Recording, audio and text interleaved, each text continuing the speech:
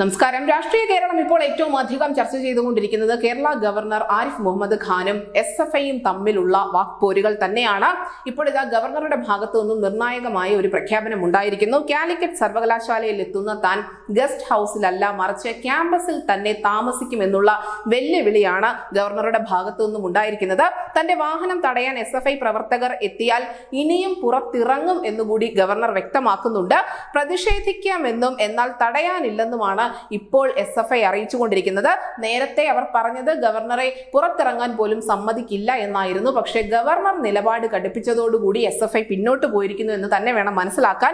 നേരത്തെ വാഹനം തടഞ്ഞതിലൂടെ വീഴ്ച വന്നിട്ടുണ്ട് എന്ന് സമ്മതിക്കാൻ അവർ ഇതുവരെ തയ്യാറായിട്ടുണ്ടോ എന്ന ചോദ്യം കൂടി ഗവർണർ മുന്നോട്ട് വെക്കുന്നുണ്ട്. SFI പ്രവർത്തകർ എല്ലാ ഭാഗത്തു നിന്നും തന്റെ വാഹനം ആക്രമിക്കുകയായിരുന്നു. ചിത്രങ്ങളും ദൃശ്യങ്ങളും ഒക്കെ നോക്കിയാൽ നിങ്ങൾക്കത് മനസ്സിലാവും. സുരക്ഷയെക്കുറിച്ച് ഞാൻ കൂടുതൽ ചിന്തിക്കുന്നില്ല, സുരക്ഷയെക്കുറിച്ച് കൂടുതൽ പരാതികളും മുന്നോട്ട് വെക്കുന്നില്ല, മറിച്ച് മുഖ്യമന്ത്രിയുടെ കാറിനടുത്തേക്ക് ഇത്തരത്തിലുള്ള ഒരു പ്രതിഷേധം അവർ അനുവദിക്കുമോ എന്നുള്ള ചോദ്യം കൂടി ഗവർണർ ഉയർത്തുന്നുണ്ട്.